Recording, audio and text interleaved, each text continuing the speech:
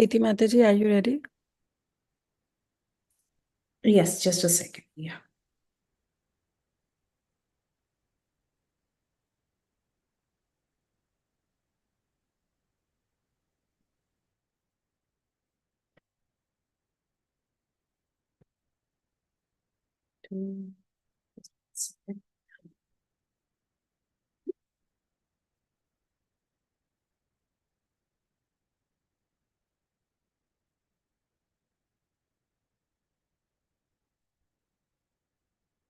Yeah.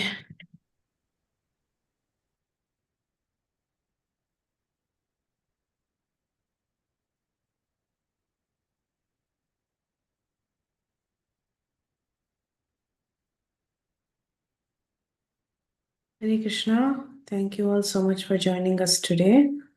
So today we will continue our Valmiki Ramayana and we are entering the next section, which is Aranya Kanda. And this is going to be a very interesting section, interesting section of the Ramayana, because there were many turning points that happened during the Aranya Kanda. Also, the Lord's promise of giving protection to his devotees is the theme of the Aranya Kanda. We see that Ramachandra, he visits a lot of sages and he awards them protection. So it's a very, very beautiful section. When Ramachandra lived in the forest, he lived for many years in the forest. And the main activity that he was doing is taking association of the great sages. So especially today's class, we will see some very, very important sages and the kind of association that Ramchandra had with them. Okay. Kujantam Rama Rameti Maduram Madhuraksharam Aruhya Kavitashakam Vande Valmiki Kokilam Valmikir Munisamhasya Kavitavanacharinaha Shrinvan Ramakathanadam Punayati Paramsatam Vedavedye Paripumse Jati Dasharatatmaje Veda Pracheta Dasi Sakshat Ramayanatmana Anjananandanam Veeram Janaki Shokanashanam Kapisham Akshahantaram Vande Lanka Bhayankaram Manojabam Marutatulyavegam Jitendriyam Buddhimatam Varishtam Vatatmajam Vanarayutamukyam Sri Ramadotam Shirasa Namami Anjaneya Madhipatanalanam Kanchanadri Kamaniya Vigraham Parijata Tarumula Vasinam Bhavayami Bhavamananandanam Yatra Yatra Raghunatha Kirtanam Tatra Tatra Kritamastakанjalim Bhashpavari Paripurna Lochanam Maruti Namata Rakshasantakam Jayathrashata Santhrasadvantva Vidvamsanodhayah Prabhavan Sitayathivya Paramavyoma Bhaskaraha. Also prayers to our Guru Parampara. Om Ajnanatimirandhasya Jnananjana Shalakaya Chakshurunmilitam Yena Tasmai Shri Gurave Namaha Mukham Karoti Vacharam Bangum Langayate Girim Yet Kripatamaham Vande Shri Gurum Dinatarinam Paramananda Madhavam Sri Krishna Chaitanyam Ishwaram Namo Vishnupadaya Krishna Preshthaya Bhutale Srimati Bhaktivedanta Swami Nitanamane Namaste Saraswati Devi Gauravani Pracharini Nirvisesha Shunyavadi Paschatya Deshatarine Jai Shri Krishna Chaitanya Prabhu Nityananda Shri Advaita Gadadhara Shri Vasadi Gaura Bhakta Vrinda Hare Krishna Krishna Krishna Hare Hare Hare Rama Rama Rama Hare Hare. So we'll get started with the Aranya Kanda. So when we ended Ayodhya Kand, we saw that Ramachandra, Sita Devi and Lakshman, they went to the ashram of Atri and Anasuya. That was the ending of the Ayodhya Kand. Especially in the Valmiki Ramayana, that is the ending. In other versions of Ramayana, I think Atri and Anasuya visit comes later. But as far as Valmiki is concerned, it comes in the Ayodhya Kand. So they visit Atri and Anasuya. And Anasuya gives many gifts to Sita Devi, which is used later when Sita Devi stays in Lanka. And also after taking association of Atri and Anasuya, Ramachandra, Sita Devi and Lakshman, they proceed to the forest of that. They want to proceed to the forest of Dandakaranya. So they bid farewell to Atri and Anasuya and they start walking inside the jungle. So that is how we stopped the Ayodhya Kand. Now we saw that in the Balakanda, the theme was that the Supreme Lord was established as being Ramachandra for Balakanda.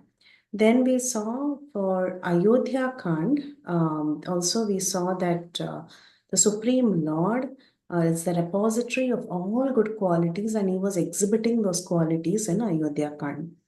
Now in Aranya Kand, we see how the Lord never fails to protect his devotees. So that is the theme of the Aranya Kand.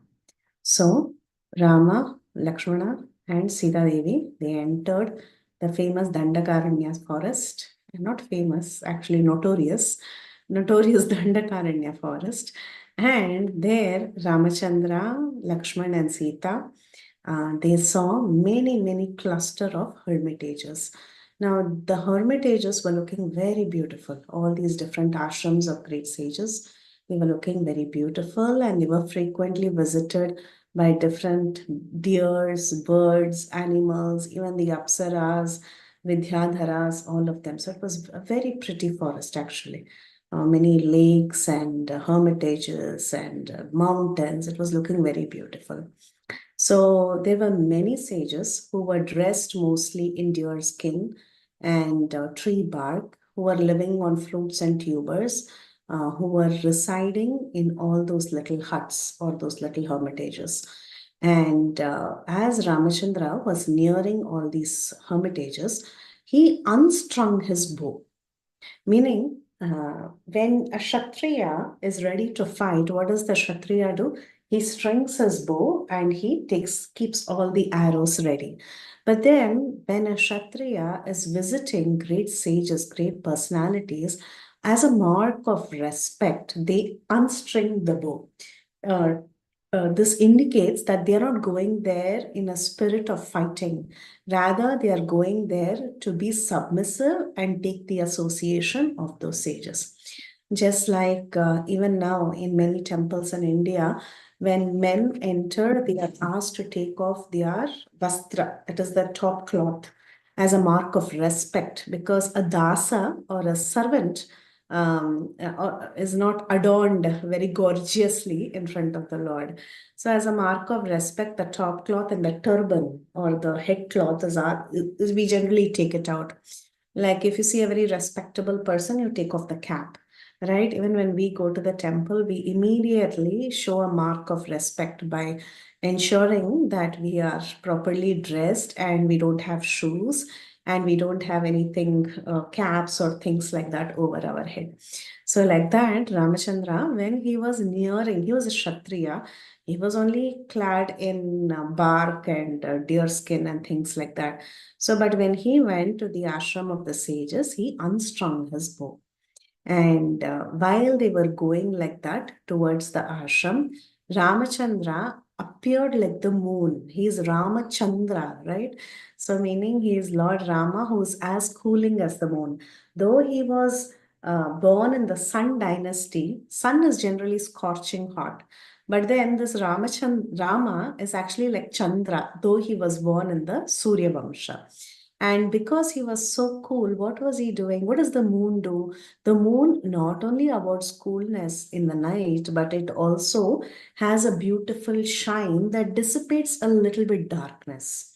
Especially during a Purnima, you see when there is a full moon, there is a little bit dissipation of darkness in the sky. The sky looks very beautiful. So like that, when Ramachandra was going, he dissipated the darkness in that region. Now, what really was the darkness in that region? It was the demoniac forces that were actually the darkness in Dandakaranya. So, when Ramachandra was walking in like the moon, he was actually subduing all these demons. He was indicating that he is going to subdue all these demons. And how did the sages see Lord Rama? How did they find him? They found him extremely beautiful.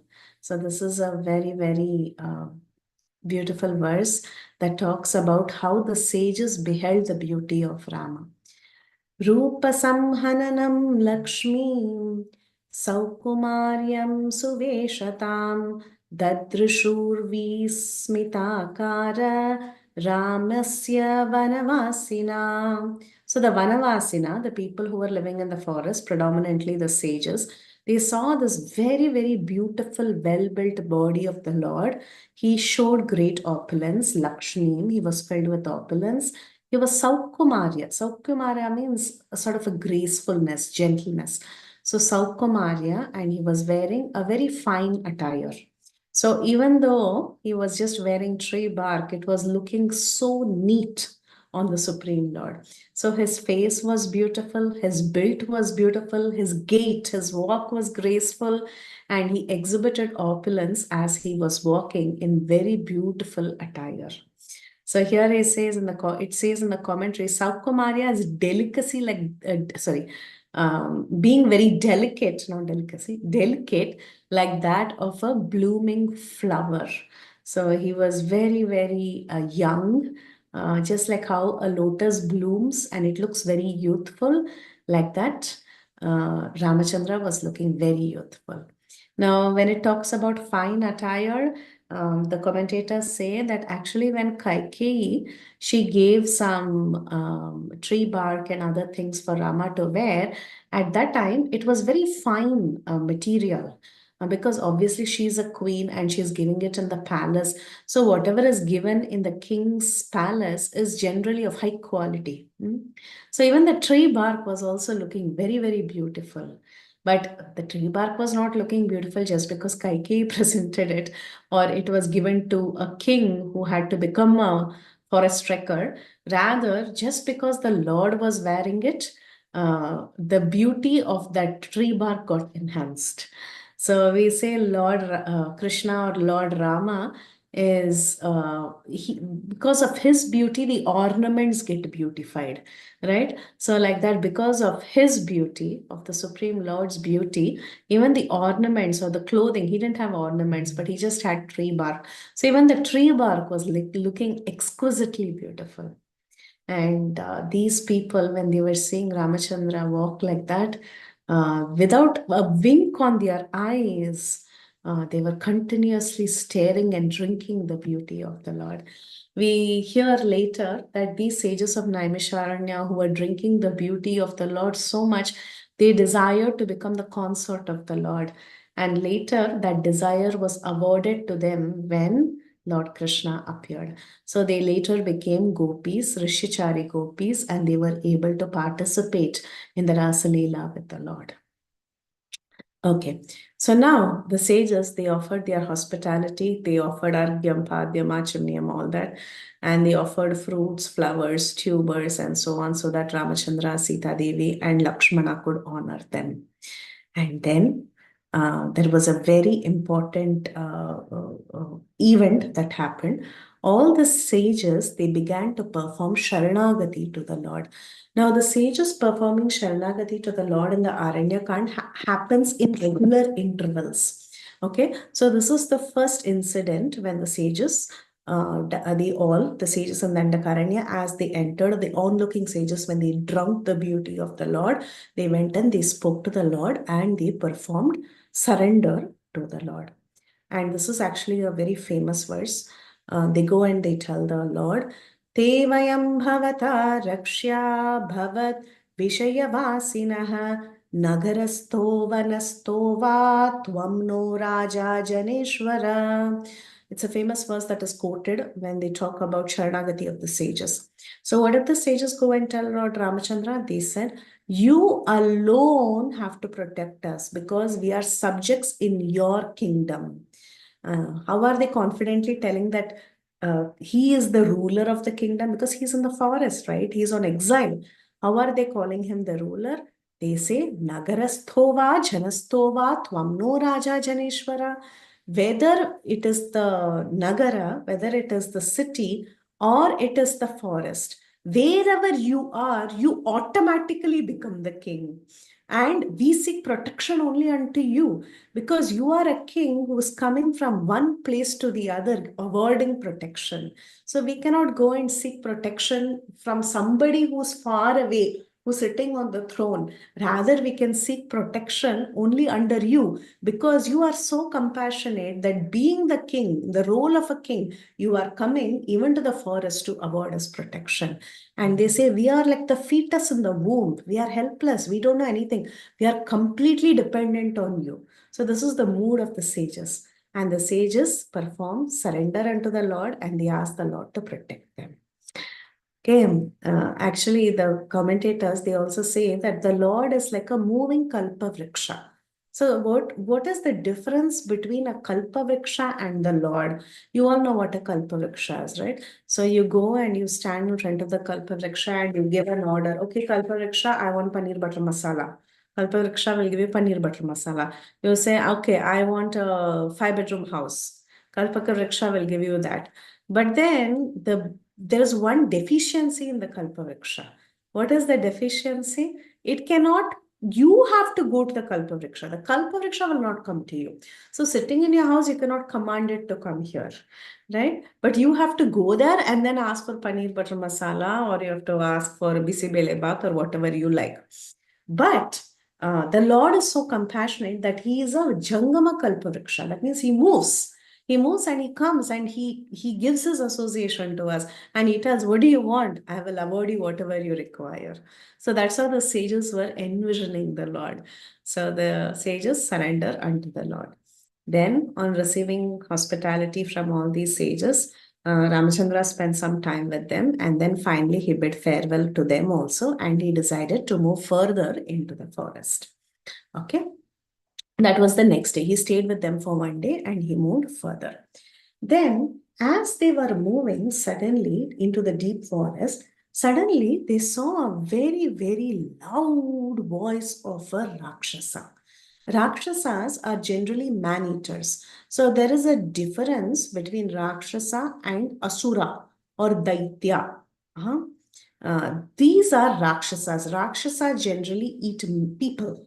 Okay, like the Rakshasa that we're going to see now, his name is Viradha, and many other people like Ravana, Kumbhakarna, Karadushan, all of them, they belong to the family of Rakshasas, which is different from Diti's sons who are called as Daityas or Dhanu's sons who are called as Dhanavas. So they are all Asuras in one sense, you're right. They are not demigods, but they are opposite of the demigods. In one sense, all of them classify as asuras, but still there is a difference between the Rakshasas and the commonly named asuras who are the Daityas and the Danavas. Okay, so now as they were walking inside, suddenly they heard a very, very loud voice of a man-eater or a Rakshasa. How did he look? He looked like a huge mountain peak and he was very, very ferocious. Actually, there is a nice description that is given here how he looked. It says that he was wearing tiger skin that was wetted with the fat and dampened with blood, fat of animals and dampened with blood. And he had wide open teeth and he had a big shula, like he had a big spear that was in that spear he had barbecued. Okay, like today we see these barbecue sticks, right, where you have all these I don't know, they do all that meat and all that, they skewer it and then they roast it. Okay, so like you can do even for paneer also. Okay, don't worry about meat. So paneer. Okay, so you have this big skewer, you put paneer and then you roast it and you have paneer tikka. Huh? So like that, this Rakshasa, he had a huge skewer, a skewer of a spear. He had a spear, and in that, what did he skewer? He had skewered 3 lions, 4 tigers, 2 wolves, 10 spotted deers, and a big head of an elephant with tusks. So you can imagine the size of the spear. The spear must have been so big because he had to skewer all these animals. And you can imagine the size of the Rakshasa who was carrying such a big spear. Okay, so and because he had such a terrible iron spear that had all these animals that were killed, it also had a very foul smell. Hmm. So it was stinking, and of course, his dress itself. That was. Can I just 1 second? I'll unmute.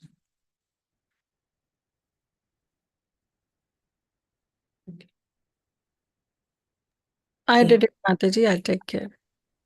thank you. Okay, so where was I here? So he had all these animals cured onto his spear, and he was walking like that. And when he saw that Rama, Lakshmana, and Sita were entering his area, because he considered the Dandakaranya area to be his. So when he saw three people entering, he got very, very angry, and he started raging, and he ran very close to them. And then he started shouting, and he asked, "Who are you?" Two people dressed in jute clothes. Actually, not really jute clothes, but in bark in one sense. So they are dressed in bark. They look like hermits, because if you're dressed in bark and you're dressed in forest attire, you would obviously be hermits. They had their hair matted and a top knot and everything. They looked very much like hermits, but at the same time, they were carrying this bow and arrow. So they were also looking like warriors. And not only that, it was such a confusing thing for Viradha. Viradha was asking, "You look like hermits, but you carry bow and arrow. And the thing is, you're accompanied by your wife. What kind of people are you? It appears that you are some sort of a fake sannyasi. Huh? You are very dishonest, and it appears that you have some dishonest means of survival. So it appears that you are like a hermit, but actually you're not, because why would you be carrying these weapons? So you are such an adharmic person." Mm. And there in the commentary, it is written that we see the world as a reflection of our own consciousness. Actually, the Viradha was adharmic, but he was thinking, "You are so dishonest in your ways, in your activities, you have dressed up like this." And then he introduces himself. He says, "I am Virada, and this forest belongs to me. And if anybody tries to surpass this area, I will just kill them and I will eat their flesh." Now, while he looked at the three of them, he looked at Sita Devi, and he picked up Sita and he said, "This beautiful woman will become my wife, and I will drink the blood of you two and kill both of you." So Sita was wiggling in his hand, actually. She was really tiny compared to that huge demon. And he just grabbed her, and she was wiggling and she was screaming. And at that time, Ramachandra got very, very angry. He looked at Lakshmana and he said, "Oh, Lakshmana, look at this. Sita has gone into the hands of a demon. And today it appears that Kaikeyi's desires would come true." He says the statement. And he says, "Oh, Saumitri, for me, the grief that I feel when somebody touches Sita is so much more than what I witnessed when my father had died or when the kingdom was gone away." So when he says the kingdom was gone away, Ramachandra is not meaning that the kingdom went away from his hands. He means to say, with the death of his father, the kingdom was also gone. Okay, it was actually in one sense gone away with the king. Of course, later Bharata gets the Padukas and all that, but still it was a great loss for everybody, right? So Ramachandra, he calls to Saumitri, he calls Lakshmana, and he says, this grief of somebody else taking away Sita and Sita wiggling in his hands is really causing so much grief to my heart, and it is so much more than the loss of my father or even the kingdom and the wealth. Nothing is great in front of this goddess of fortune. She is my Lakshmi. She is the greatest fortune that I have. And this demon who's so ferocious has just captured her and taken her away. So he gets very, very upset and he wails out in grief. And at that time, Lakshmana, he gets very angry. Lakshmana has a snake like anger. So he starts hissing like a snake. And he said, "Oh, brother, don't worry. I will take this demon to task. I will shoot arrows at him and kill him right now." And then, while they both were talking like this and they were rushing towards Viradha, Viradha said, "I'm asking you, tell me who you both are. Where are you trying to go? You look like somebody who's faking it. You're wearing all these hermit kind of clothes, and you're wearing bow and you're using bows and arrows. You have to tell me who your identity is." So at that time, Ramachandra says, "We are Kshatriyas from the Ikshvaku dynasty. So we carry weapons." And at that time, this demon, he said, I am the son of Java. Indeed, my mother is Shatadhara. And I'm a great demon. And the people on this earth, they call me as Viradha. So he says his history also. He says, I am Virada. I am born in a Rakshasa family, and I performed great austerities and I pleased even Brahma. And Brahma has given me a boon that no weapon can actually kill me. I cannot be killed by bows and arrows and all this that you are carrying. So I have this lady with me. I will take her. You both run away and I will spare your life. And Ramachandra was so grief stricken. He said, stop, don't move. You can never leave with her. She's my wife. How can you take her away? And he strings his bow and he starts shooting very sharp arrows. He shot 7 arrows that pierced Viradha, and Viradha fell on the ground. So when he fell on the ground because of the jerk of that arrows, at that time, Vaidehi, Sita Devi, she fell off from his arms and she was let down at that point in time. That is, she slipped from the grip of Virada. And now that Sita was dropped, Virada, he holds a spear, right? Remember that spear that had all these barbecued animals? So he held that spear very, very angrily and he rushed towards Rama and Lakshman. And Rama and Lakshman, they were shooting effulgent arrows, and these effulgent arrows were piercing through all the limbs of Virata. But however, this nothing could do, none of these weapons could do anything to Virada, because Virada had this boon that no weapon can truly kill him. And Virada, he just raised his spear with great anger. At that time, the great Lord Ramachandra, he shot an arrow that split the spear into two. So here, Valmiki, he uses this verse. He says, Dvabhyam Sharabhyam Chicheda Rama Shastrabritham Varaha. So Rama Shastrabritham Aham, says Bhagavad Gita. Krishna in the Bhagavad Gita, he says, Rama Shastrabritha Aham. Here, Valmiki says, Rama Shastrabritham Vara. Vara means topmost. So he's the best of the wielders of the bow. So the best of the wielders of the bow, he shot an arrow that could actually rip apart the spear. Then, while Lakshmana and Rama were shooting arrows still, at that time, the demon came forward and he grabbed Lakshman and Ram on both of his arms. Okay. And he started running away far into the forest. Now, Sita was left behind. This is a very important point. Sita being left behind was very important at this point in Ramayana, because if Sita is there in their presence, Virada couldn't have been killed. So Sita was left behind. Now, one may ask why a demon cannot be killed in the presence of Sita. It is because Sita is very, very compassionate. She is the goddess of fortune. She is the mother.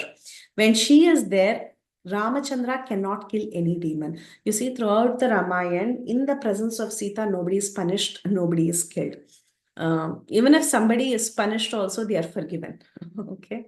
But nobody is killed for sure. By the mercy of Sita, that person is forgiven. Later, we will come across the story of the crow demon. Ramachandra takes him to task, but because Sita kind of plays a tiny role in that Sharanagati, that crow actually gets spared. So similarly, here also, Sita is left behind, because remember, Viradha dropped Sita. So now this Virada, with both his hands, he grabbed Rama on one hand and Lakshmana on one hand, and he started running deep into the forest, leaving Sita back. Okay, so at that time, Ramachandra, he tells Lakshman that actually let him carry us inside. So Rama knew very well, let's leave Sita behind and let's go further.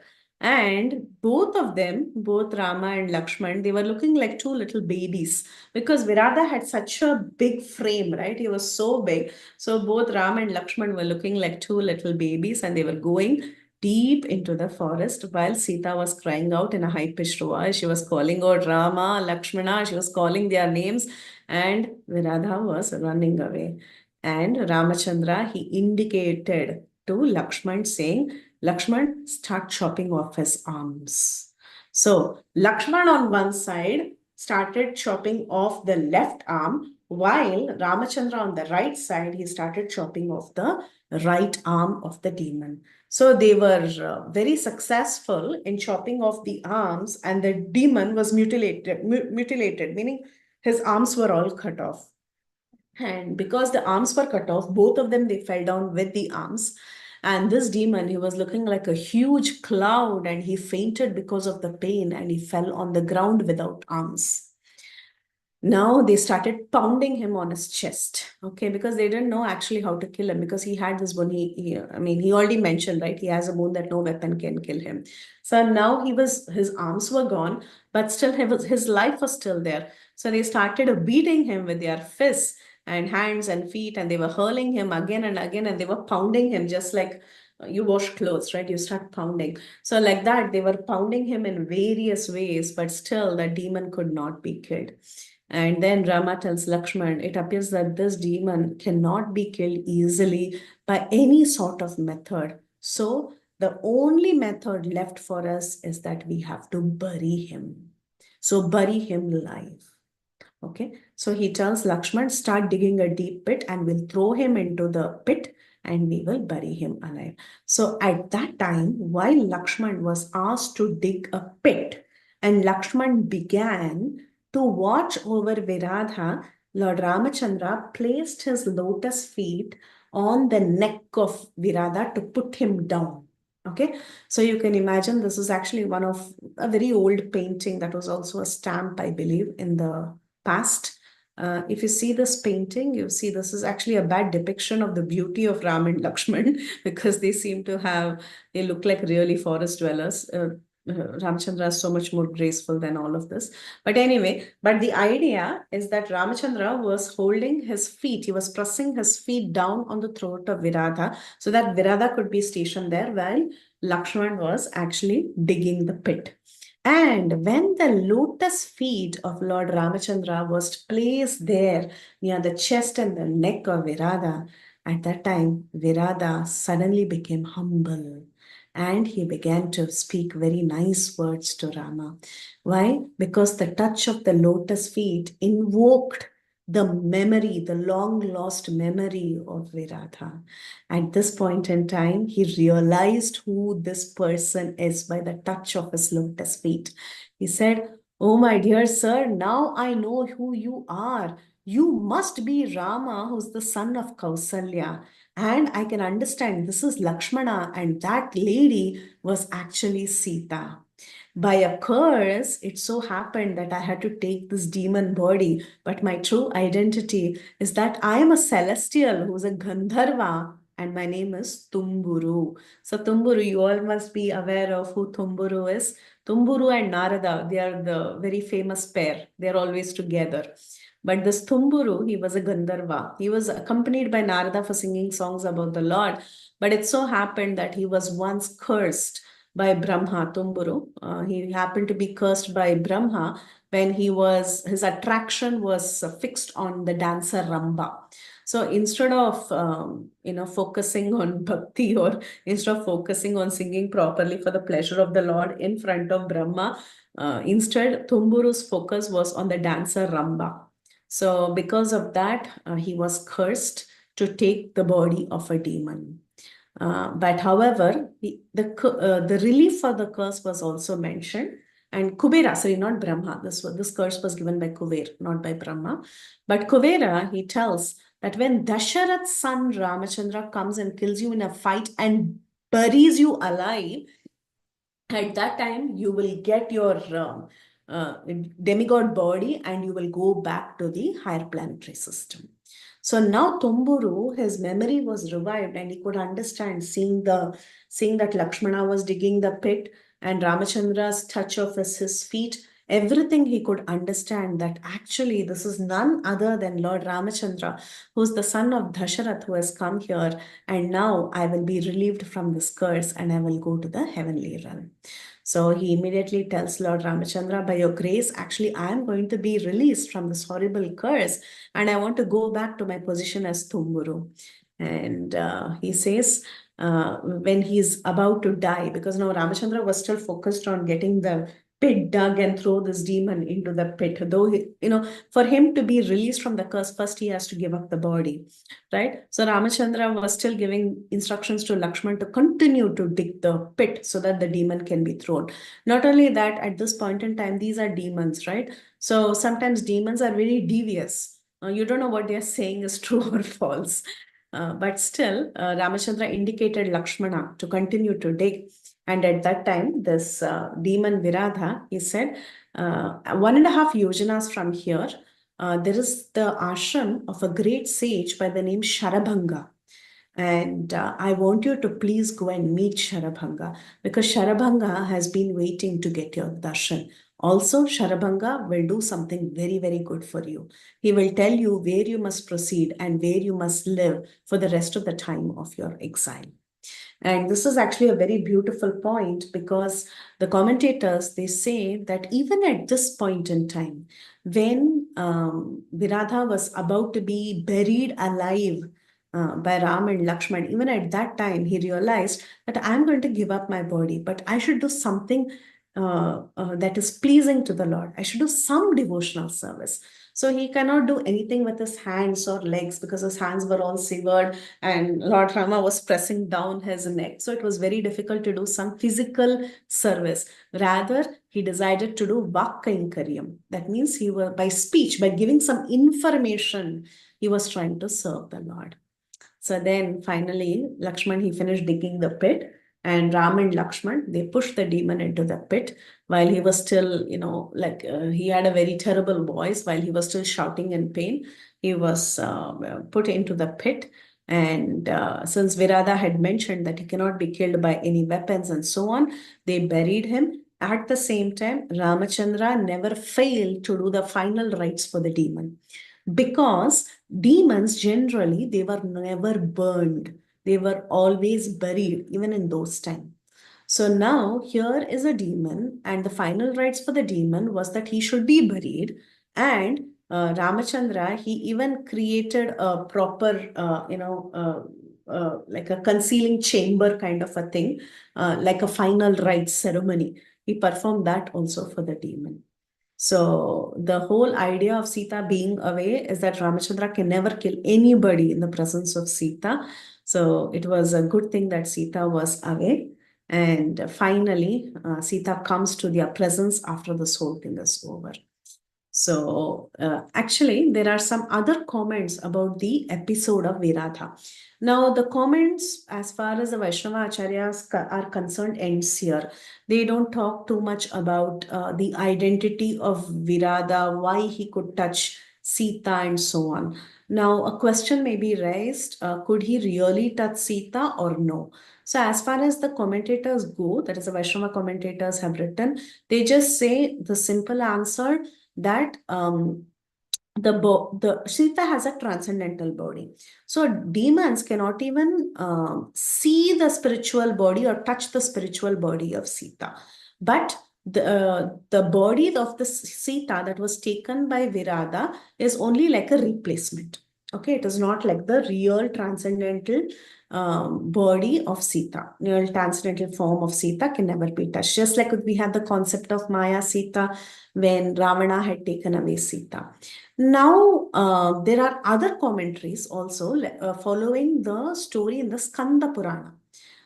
So what that section says is, on seeing Sita, Viradha, he thought in his mind that she is the supreme goddess of fortune. I mean, she's a supreme goddess. Okay, she's a supreme goddess. She is Lakshmi, and I can attain salvation from bondage by just touching her and taking her. At that point in time, he did not think that it was easy for him to go and confront directly with Ramachandra. Rather, he thought, I can take Sita. I can take this lady and she will be capable of relieving me from this bondage. So Virada, he touched her in the mood of devotion. That's why there is the term Radha, Viradha. just like how Radha means like with devotion, right? So like that, Virada touched Sita in the mood of devotion, just like how a child may touch a mother. Okay, this is another perspective that is not discussed in Valmiki Ramayana. And there is also a Phalashruti for this section of the Virada episode. It says that those that always listen to this episode of Virada, all their sins will be absolved, undoubtedly. So that is another thing about the Virada episode. So like this, Virada was buried by Ramachandra and Lakshmana, and then after he finishes all the final rites, finally Sita comes and they are reunited with Sita. Now, when Ramachandra sees Sita after the episode of Virada, he goes and he embraces her very, very happily. Now, this embracing was actually very important at this point in time. Ramachandra was embracing her to relieve her of the embarrassment that she had. She was thinking, oh, some other man just carried me away. Now, uh, she was she was considering her own condition. Oh my God, some man just carried me away. I'm so embarrassed. So just to remove that embarrassment and reassure Sita that everything is okay, Lord Ramachandra embraces her really tight and makes her feel good. And then they collect themselves, and then Rama, Sita, and Lakshman, they say that let's move on. This Virada, he has done us a service. He has told us specifically that we should go and meet Sharabhanga. So let's go forward to go and see the ashram of Sharabhanga. So they moved further according to what was directed to them by Virata. And finally, they approached the hermitage of sage Sharabhanga. And at that time, at the entrance, this is a very interesting episode. The sages episodes are all very unique and interesting. Okay, so when Rama saw, when he was going close to the hermitage of Sharabhanga, at that time he saw a transcendental, resplendent, gorgeous chariot. Okay, this chariot had the radiance of fire and sun together. And the chariot was not touching the earth. It was somewhat a little, it was like floating on earth. Huh? And there was a personality who was wearing brilliant ornaments and he was dressed in spotless clothes. And the chariot was yoked to green horses, is one understanding. The other understanding is that it was yoked to the horses of the Hari type. So, in Sanskrit, when you say Hari has many, many meanings. Okay.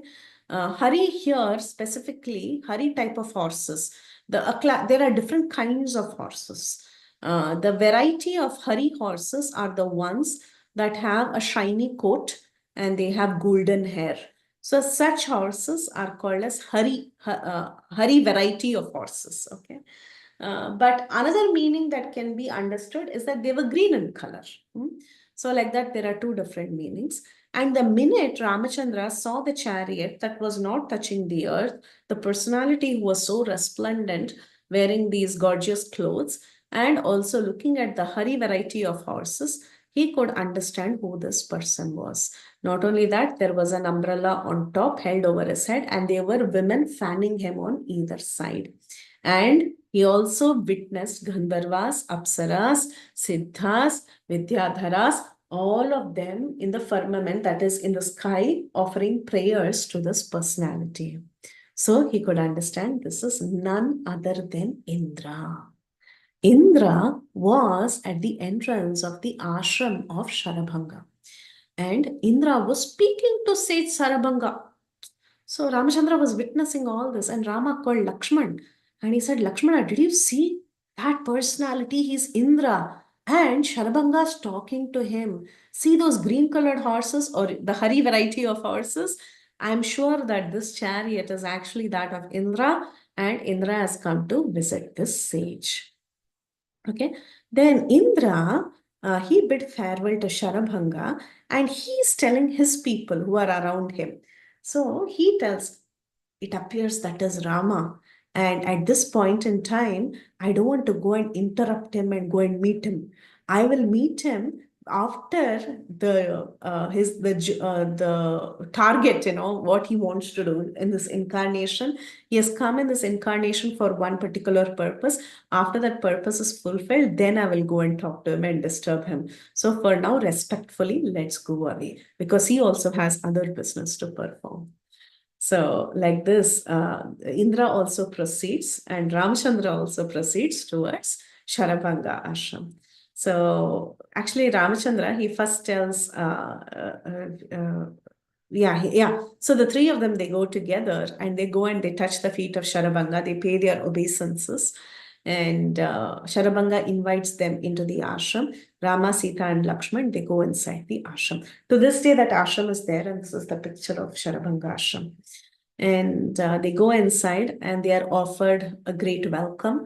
And Ramachandra, he asks Sharabanga, I want to know why Indra had come to your ashram, and what were you talking with Indra? So at that time, Sharabanga, he says, Oh Rama, Indra came here because he wanted me to go to the heavenly planet with him. Actually, he asked me to go to Brahma's abode in Satyaloka. Forget heavenly planet. He told me that because of all the austerities that I have been performing all these years, he's very, very pleased. And I am capable of even going to Brahma's abode, which is Satyaloka. Uh, but then Ramachandra was thinking, okay, then why didn't you go? Indra himself has personally come to take you to a different place. Why didn't you go?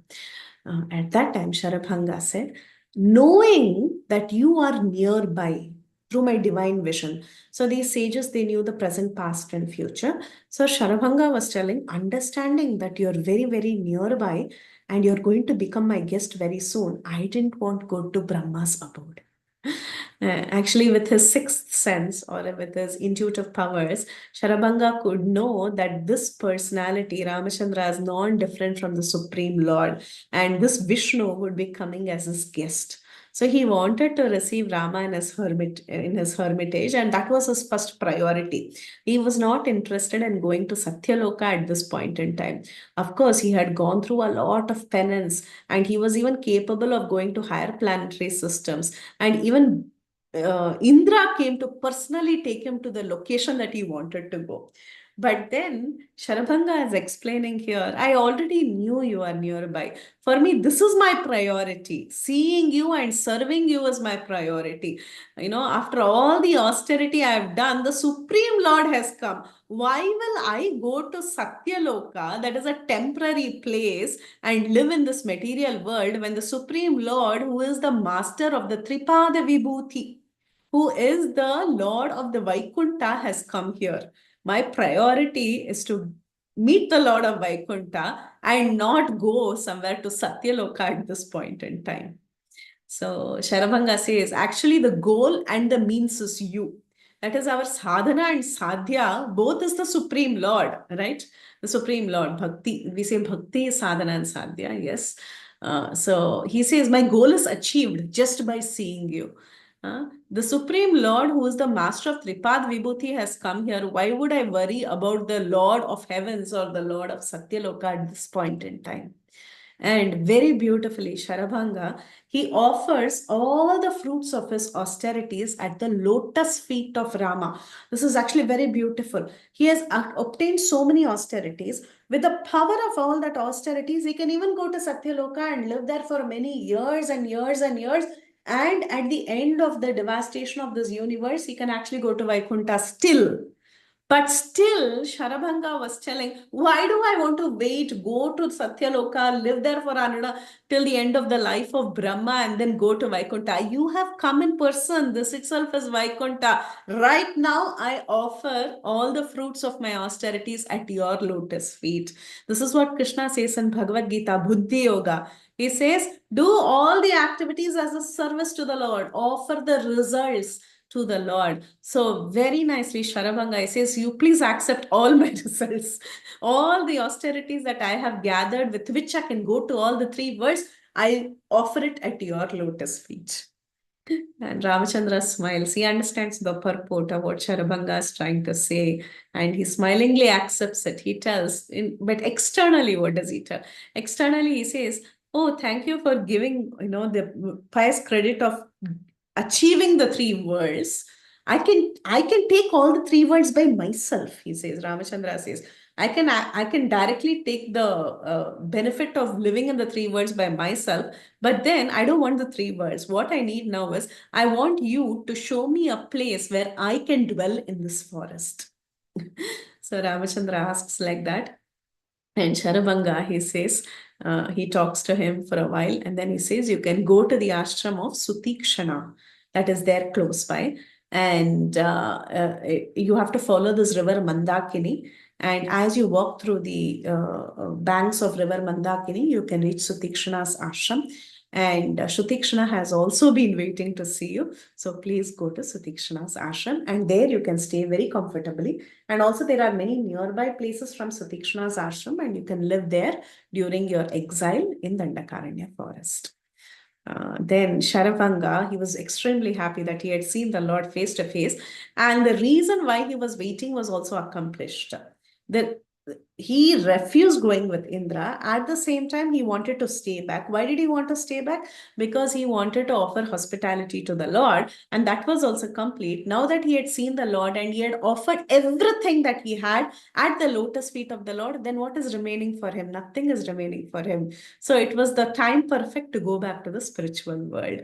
So he was ready to give up his body. He was offering oblations to the fire, and there itself he entered that sacred fire. And by a yogic process, he attained perfection. And where did he go? He actually went to the spiritual world. He passed through Brahmaloka, but he went to the spiritual world. And when he was entering the spiritual world, the same Ramachandra as Lord Narayan, he comes outside, he welcomes him, and he takes him inside.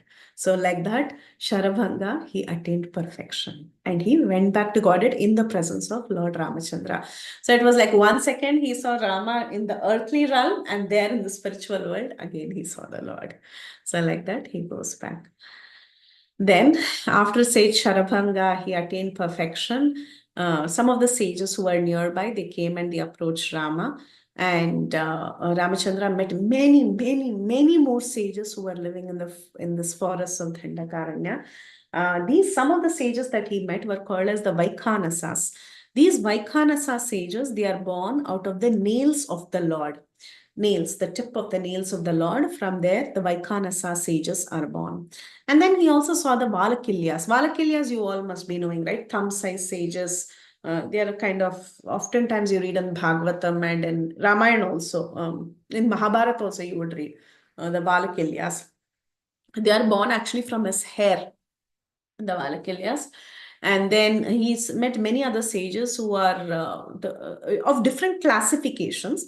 Some sages, they just drink, sorry, they just thrive on drinking the moon rays and the sun rays. That is, they don't eat food at all. They just live by assimilating the rays of the sun and the moon, and they get nourishment. Some others, they pound stones, and some others live just on leaves.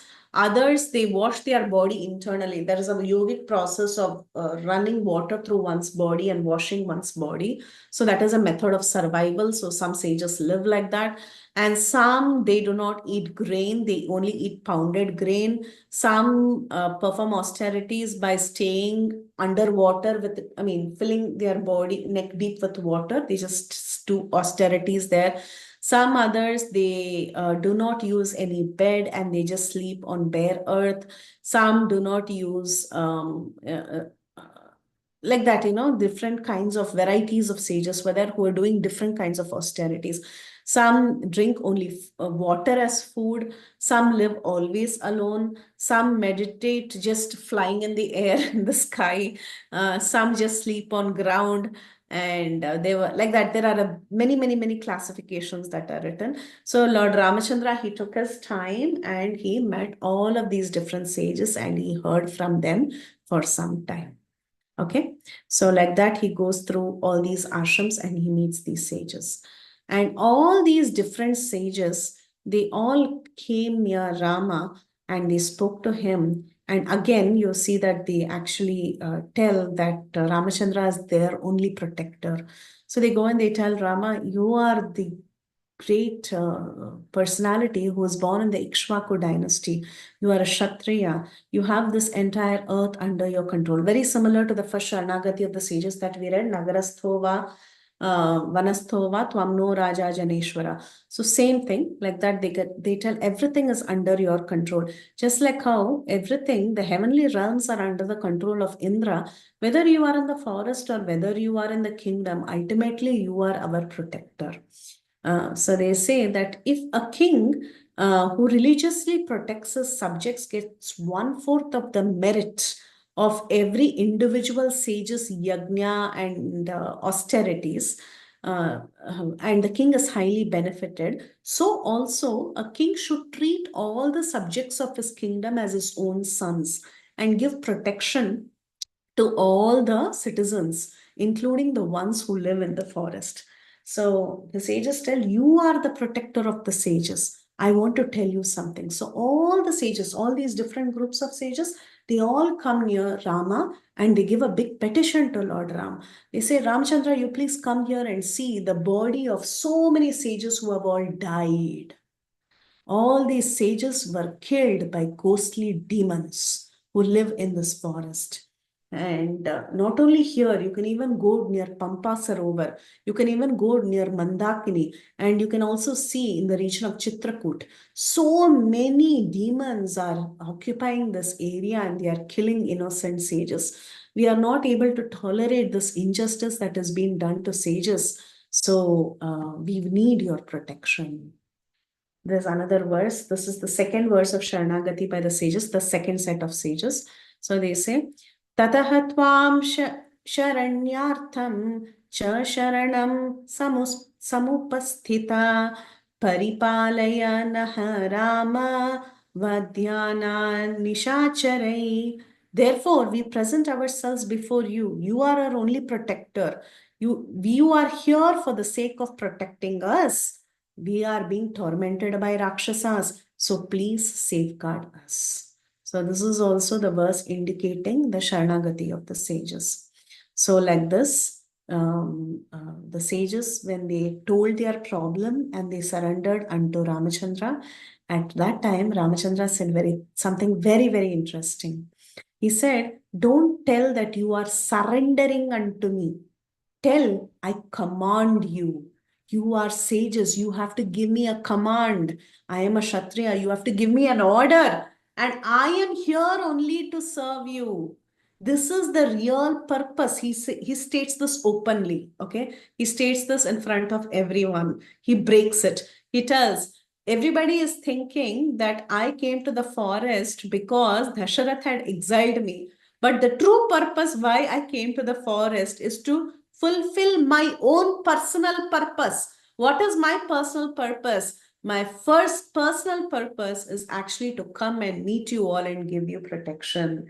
I knew that the sages were suffering in the region of Dandakaranya, and to personally come and serve you all, I have come to this forest. I did not come to the forest just because I was ordered by my father to come to the forest.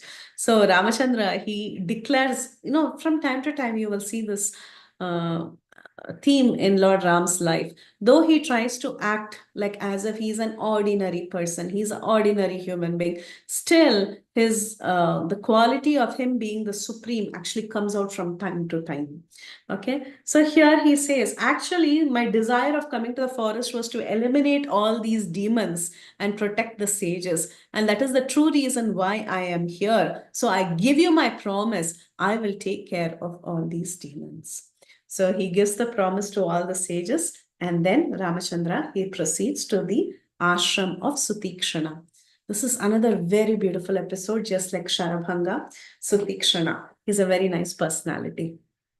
Okay, let's see what happened. So Ramachandra, he walks further, he finds out where Sutikshana's ashram is. And when he comes near the area of the Sutikshana ashram, he tells Lakshman and Sita to stay back. No, we are not yet there. Okay. Yeah. So later, when they go nearby, only he tells them to stay back. But now they are all going together. They cross some rivers, they cross some dense forest, and then finally they see Sutikshana ashram. And from a distance itself, they see Sutikshana sitting in a yogic posture. And Sutikshana's body was very, very dirty. Dirty in the sense he had not given enough attention to his body because he was so absorbed in meditation and yoga. So he did not even give any thought to his body, cleaning his body or anything like that. So it was all soiled. His body, his hair, everything was covered with dirt and dust. And he goes there and he sees Sutikshana. And when Sutikshana sees the three of them, first, of course, Ramachandra goes, and then Sita and Lakshman, they join. At that time, when Sutikshana sees them, he says, I'm waiting for you. Sutikshana opens his eyes and he says, Oh, Ramchandra, you're here. I'm waiting for you. And I'm waiting for you. And because the time for giving up my body has come. And with all the austerities that I have done, I can even go to heaven. But still, I have only been waiting so that I can serve you in some way. I got to know that you are close by and you are going to come here. I have performed 100 sacrifices. If I perform over 100 sacrifices, I can even go to Indraloka. In fact, Indra himself approached me, just like how Indra had approached Sutikshana. Sharabhanga. Similarly, Indra had also approached Sutikshana to ask him, You have done so many austerities, you have done so many hundreds of sacrifices. So, do you want to come with me? But I said, I don't want to go with you because I knew that you are going to come this way. So he calls them inside and he says, You can stay here. I knew you would come here. I want you to stay here for this entire night. So please make yourself comfortable. And just like how Sharabanga did, even Sutikshana, he's told Ramachandra, I have accrued so much merit by doing all these different penances towards Vishnu. All these years, I've been doing these penances. So all this piety and whatever I've accrued, I am going to offer it at your lotus feet. So same thing, just like how Sharabanga offered everything, the merit of all the austerities. Similarly, Sutikshana also, he offers the merit of all his austerities unto the lotus feet of the Lord.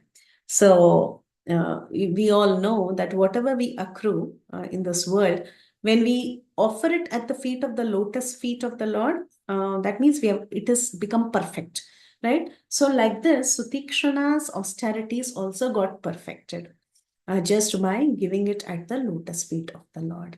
So he says, what is ordinary liberation for me? Ordinary liberation means going to higher planetary system. That is nothing. I have been waiting for you so that I can see you and I can attain perfection just by getting your sidelong glance. So I know I am waiting to go in the self same body to the spiritual world. Why should I go to that temporary world of Indra? So like that, he talks to the three of them. Here we see, actually, I found this online, this picture. It says, so the Sutikshna says, I'm giving all my merits to you. And Ramachandra is just saying, no, no, no, I just want to stay here. I don't want anything else. Meaning, when Sutikshna offers everything, he says, You can take all my merits, okay? And you can ask for whatever you want in this world using all these merits. At that time, Ramachandra says, No, no, no, I just want to stay in this forest. That's the only thing I desire. So he says, I want to dwell in this forest. So just tell me where I can go and live.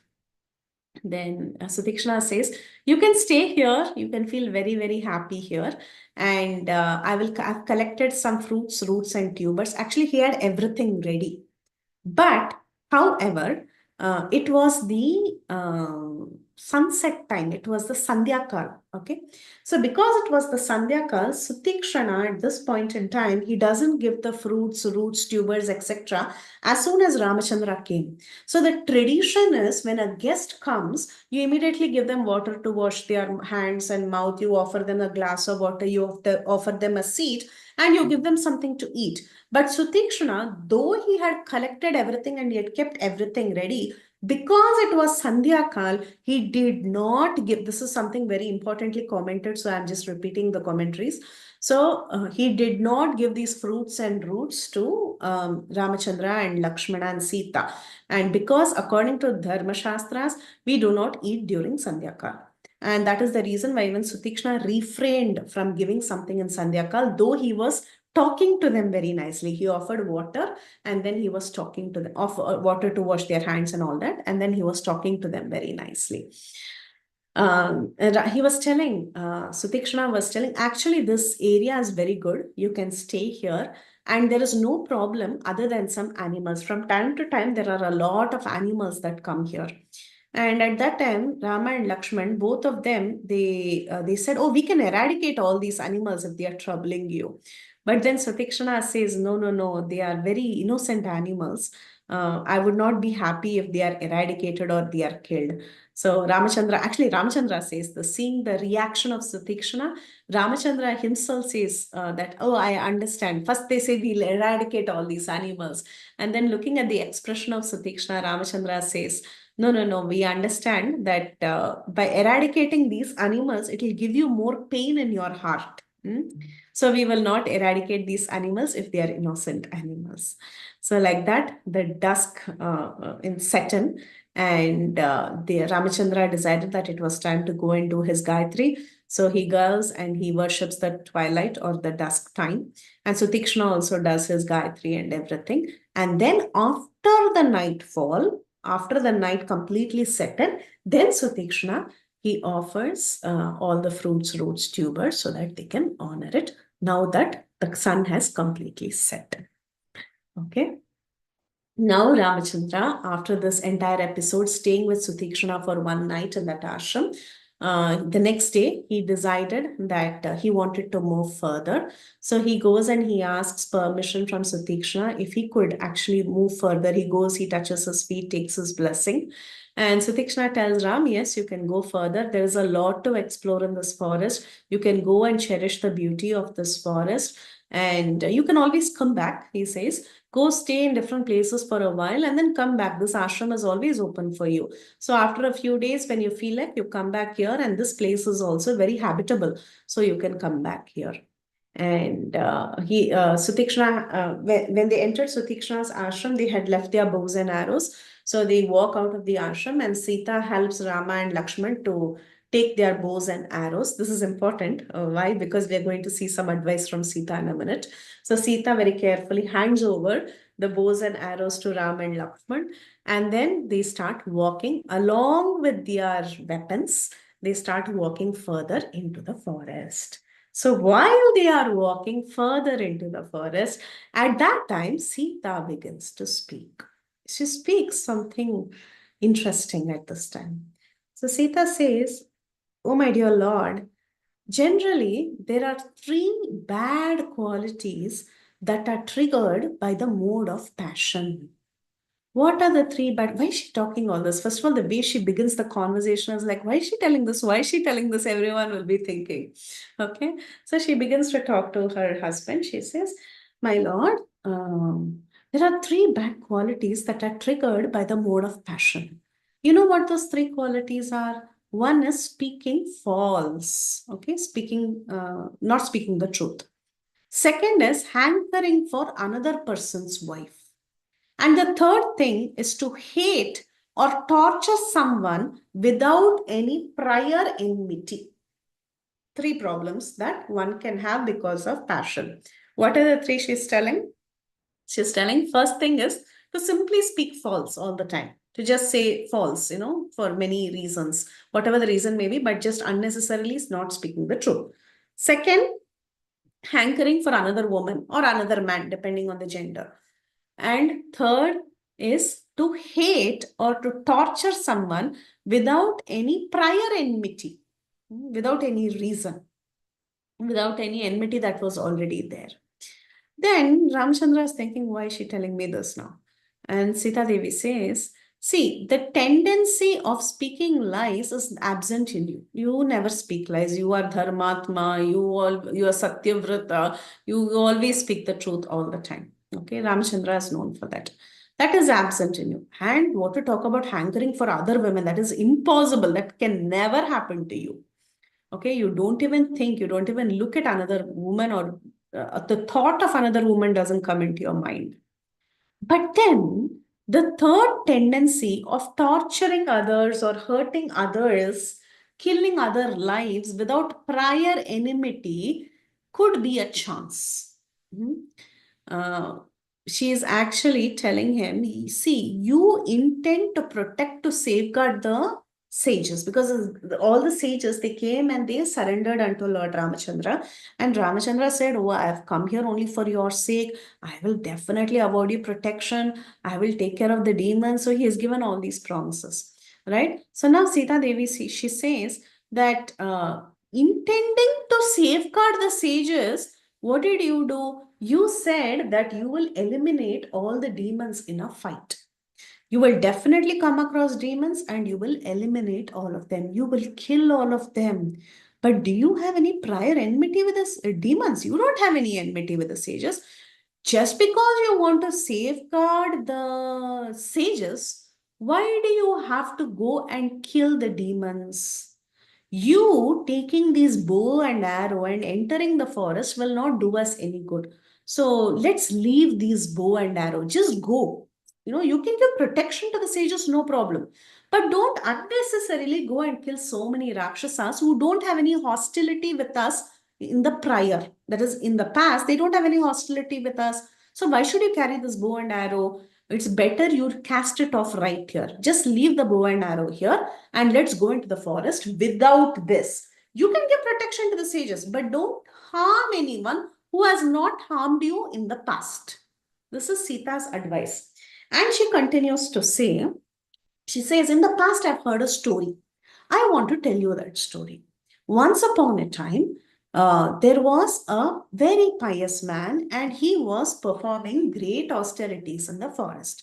Indra saw that he started advancing in too many, because he was performing so many austerities. Indra saw that this man is going to advance, and Indra thought that his position will be compromised. So Indra, he goes to this person in the garb of a Kshatriya and he gives a sword to this sage. And he tells the sage, my dear sage, I have some work nearby, but this sword is very precious.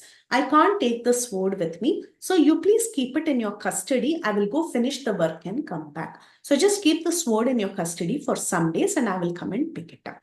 What did Indra do? He went in the garb of another Kshatriya and he went and told the sage, keep the sword with you, I will come back.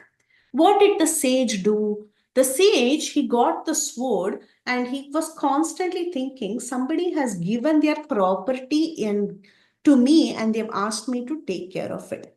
The sage who was performing austerities, he was thinking of the sword from time to time. The sword was kept maybe in the ashram, lying around on the floor for some time.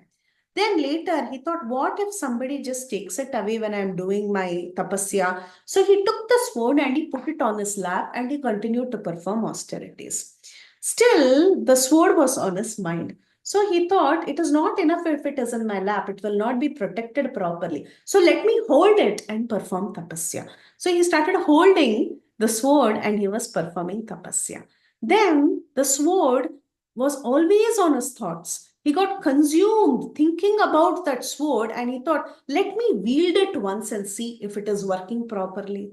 So he wields it. And then he was so enthused to continue to wield it that he thought, okay, let me just cut some fruits and roots and some leaves and some tuber. And he took the sword and he went and he started cutting down some trees and some fruits and tubers.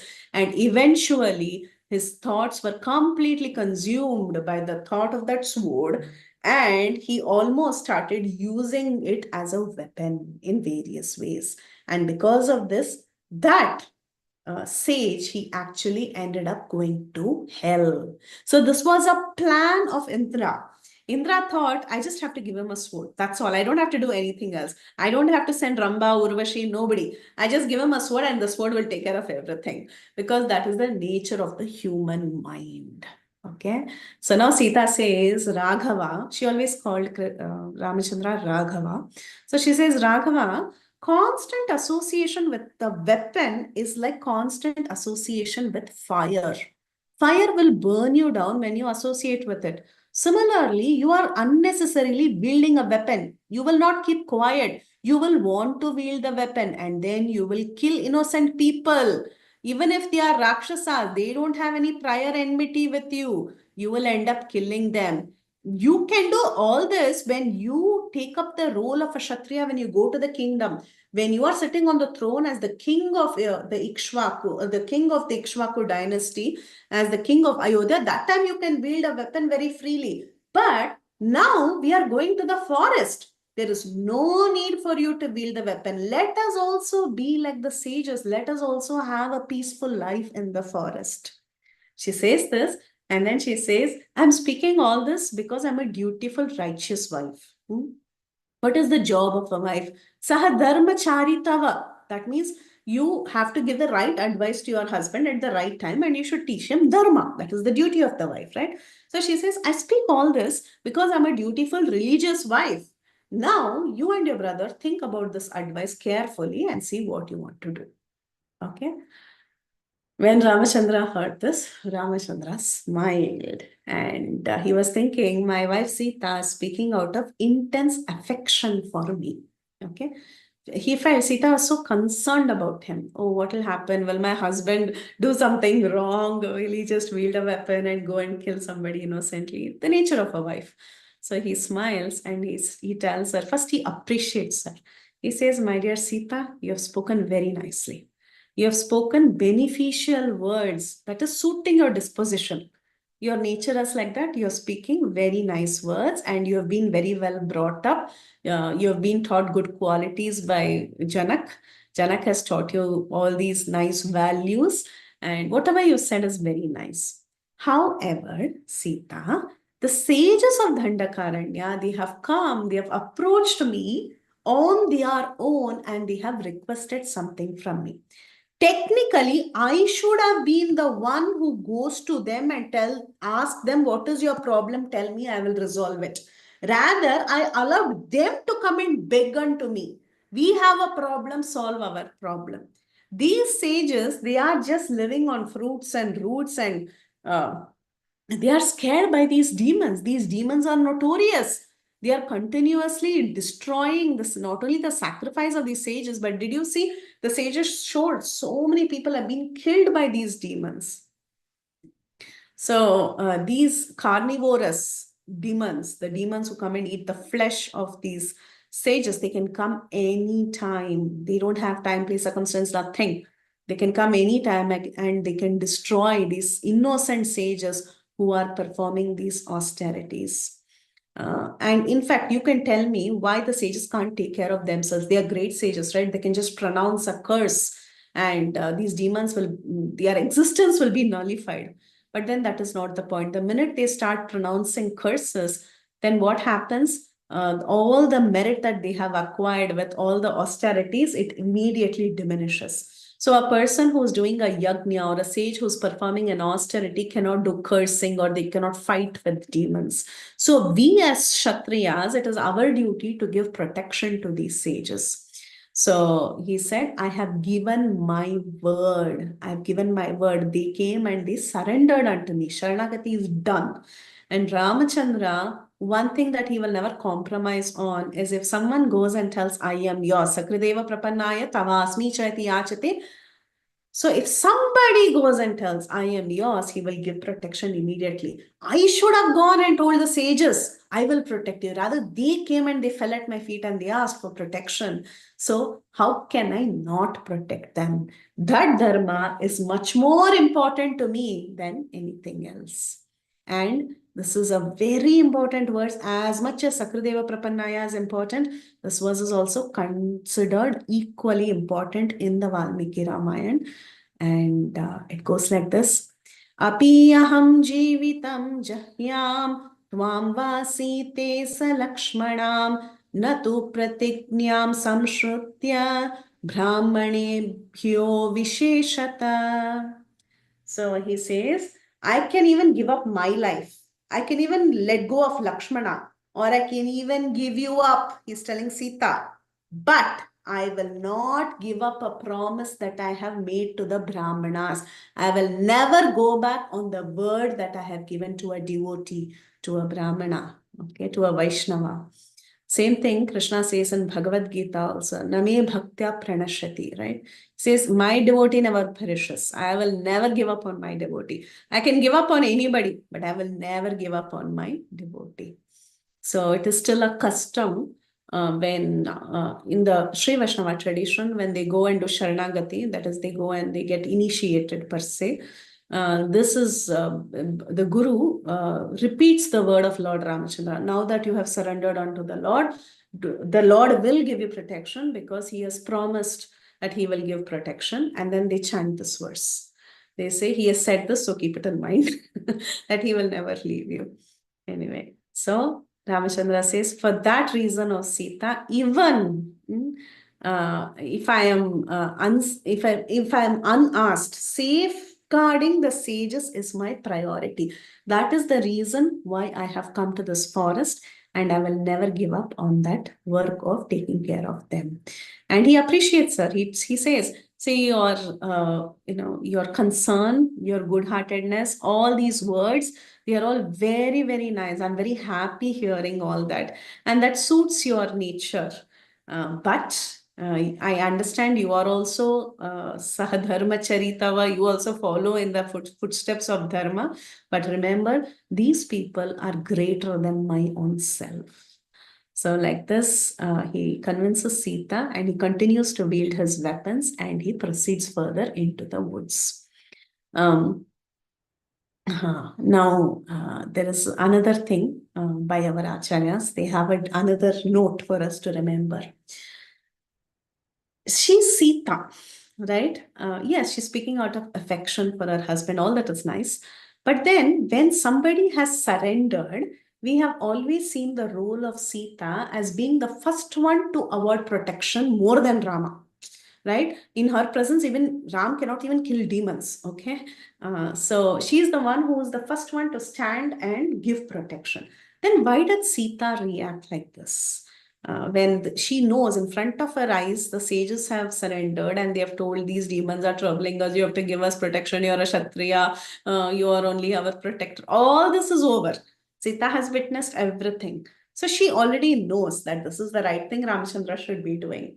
Then why so much talk and all this? And why did she make the Lord speak all this?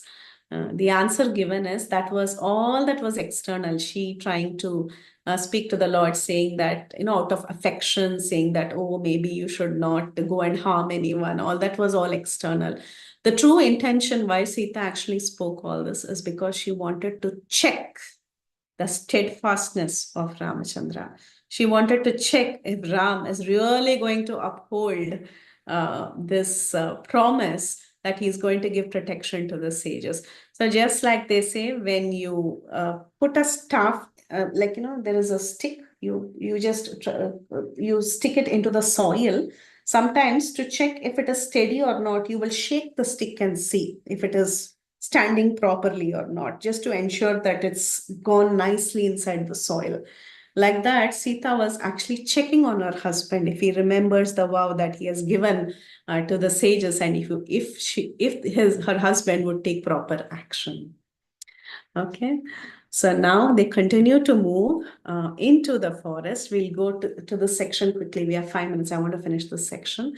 And now that they have entered the depths of the Dandakaranya after the Sharanagati episode, this is how they begin to walk. Generally, what do we say when Sita, Rama, and Lakshman they left Ayodhya and they proceeded towards the forest? What was the order of the walk? Can anyone tell me who walked in the front? Anybody remembers when they just entered the first, when they left Ayodhya and they came? Lakshman walked first to clear. Lakshmana. Correct. Beautiful.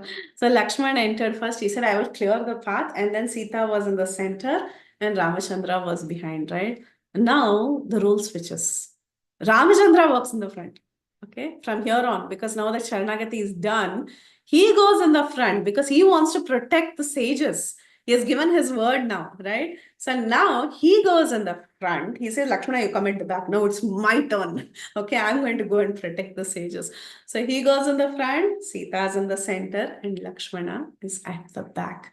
So Valmiki, he says, when they were walking like that, it was looking like Omkara walking. The Pranava mantra was walking. How is it the Omkara? Akarat, you all know Narayana or Vishnu. Vishnu is always known by Akara. Akara. So he is Ramachandra. U is the goddess of fortune, and Ma represents the living entity. So to reach the Supreme Lord, you have to go through the medium of the goddess of fortune. That is the meaning of Om in the Vaishnava perspective. Generally, we see Om as something impersonal, which is that's how it is generally seen. But then in the Valmiki Ramayana, in a Vaishnava perspective, the three of them were walking like a Uma. Akara, Ukara, and Makara. And Akara was for Narayana, the Vishnu. Ukara is Lakshmi, and Makara is actually the Jiva who's represented by Lakshmana. Okay, so like that, the Jiva gets to go to the Lord through the medium of Mother Lakshmi. That is the message that is given according to their walk. Now, they were walking like this, and he keeps, of course, Rama goes in the front, Sita is in the center, and Lakshmana is at the back because Ramchandra wants to give protection to the sages and eliminate the demons. Now, this is interesting, this section. The first verse was talking about Auma, okay? Auma. This was the first verse in that chapter. So the first verse was giving what is Om. The second, third, fourth verse, next few verses, 2, 3 verses, they were talking about Narayana.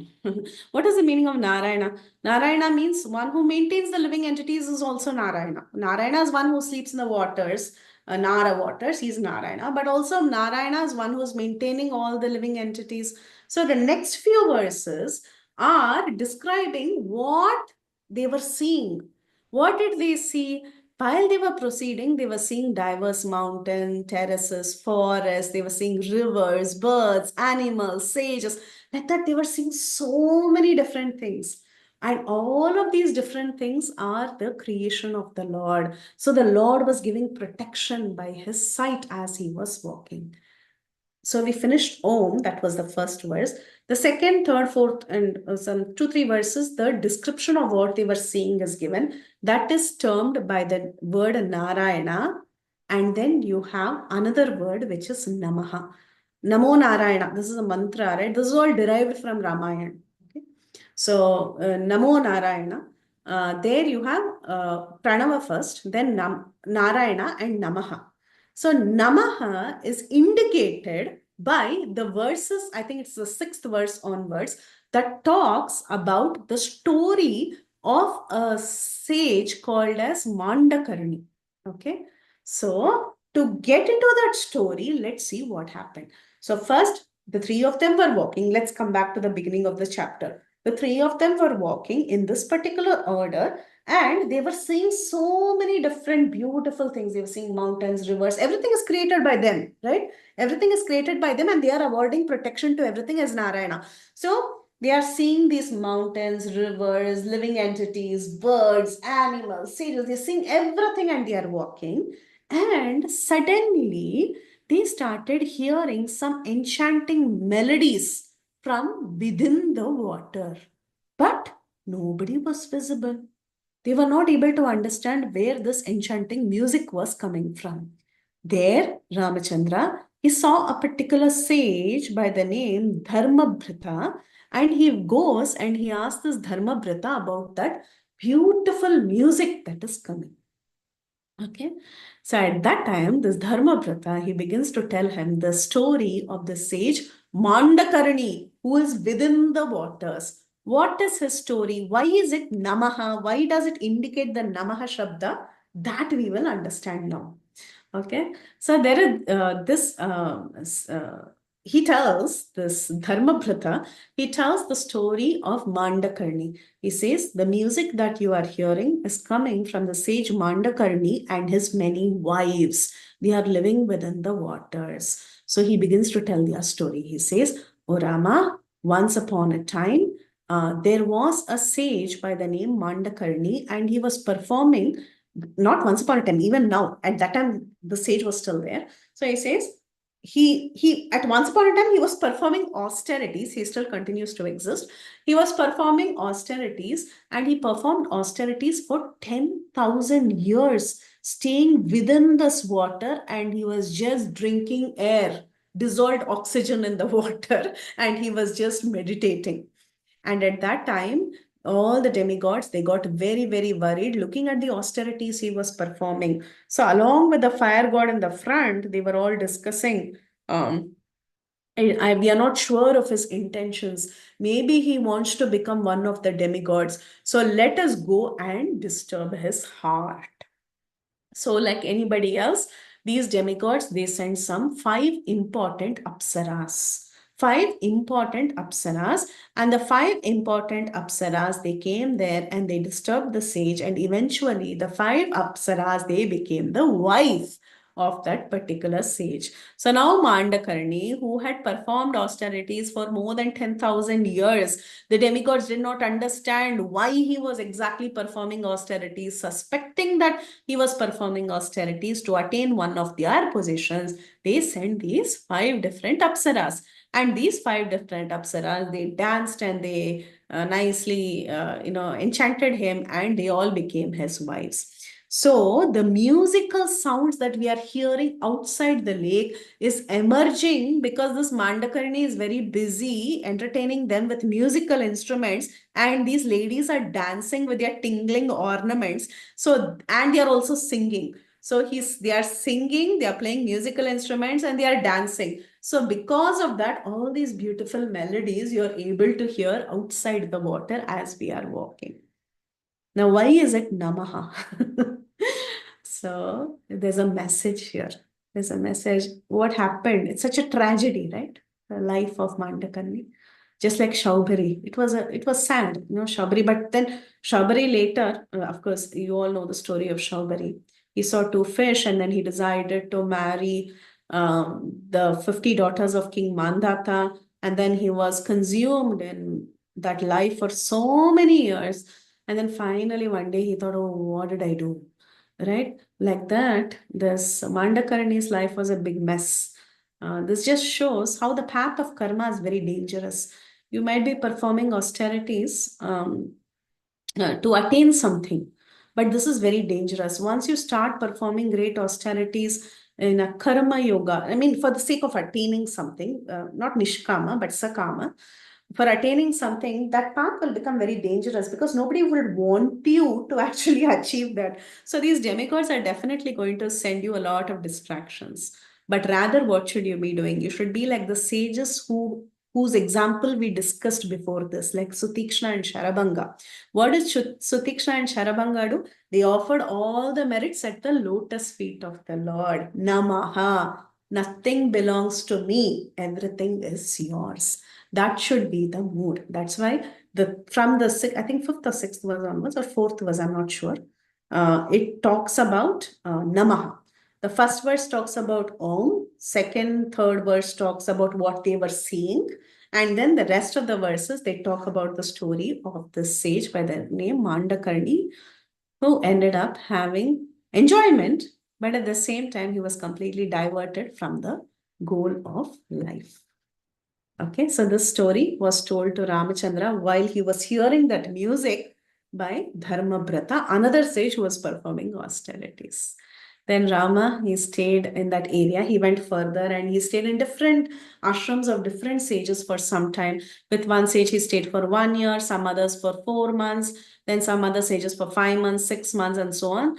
And then after some time, after living in these different hermitages for almost 10 years. Now, keep track of the time that is passing also. So, Rama stayed comfortably, taking delight in all these different sages' company for 10 years. And then finally, he comes back to the ashram of Sutikshna again. Remember, Sutikshna told him, go explore and then come back. So, after 10 years, Ramachandra comes back to see Sutikshna, and then he one day Ramachandra, he tells Sutikshana that I've always heard about the sage Agastya. I've heard that he resides in a forest. I have a very, very deep desire to go and meet Agastya. Do you know where his hermitage is? Can I go and approach that sage? Along with my brother Lakshman and my wife Sita, I want to go and worship sage Agastya. So please tell me how I can go and meet him and tell me more about him. So with that, we will stop here, but the meeting with Sage Agastya is reserved for next week. Okay, I mean 7 minutes over time. But that's okay. Yeah, any questions, comments, realizations?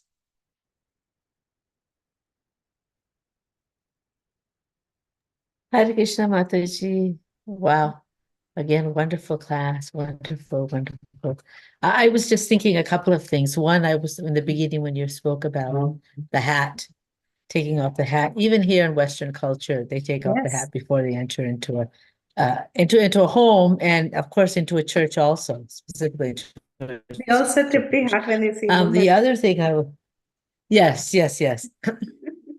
The other thing I was thinking is when you spoke about Sita Devi asking Rama about this, why are you carrying the weapon when you not, going into the forest? I'm thinking that Frizzolomai. I was just thinking that that even in case we had that question too, it's like almost like she's uh understanding that we would have, why is he wearing, why is he protecting these, and where's his place in this? And also I was, so she's kind of like asking for us if we have any doubts as to what his intentions were. And also I was thinking that she was also probably feeling compassionate because, like you said, she's the mother. So even if they are the bad kids in a sense, maybe even for her own thing, why are we punishing, she may be thinking. Because even if you're bad, we kind of feel sad when they're getting punished. We wish they would change without having to be punished. But hey, somebody's got to pay. Somebody's got to be dad, right? Yes. True, Mataji. Very true. Very true. Thank you. Thank you. You suddenly went on mute. Sorry, no, I'm just Hare Krishna. Thank you. Thank you, Mataji. Thank you for that beautiful realizations. Somehow it feels complete when you tell your realizations. So thank you.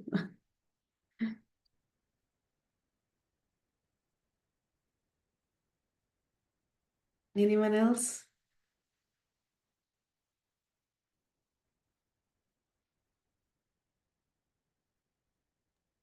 Hare Krishna Mataji, Dandavat Pranams. Anyone? Thank you, Mataji, for the very nice class. Sorry, I was in the middle of the aarti, was not able to unmute.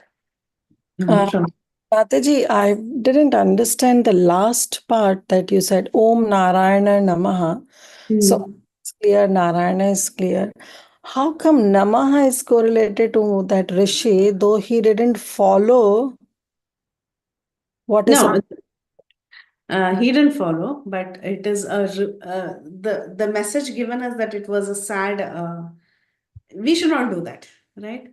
So how come Namaha is related to?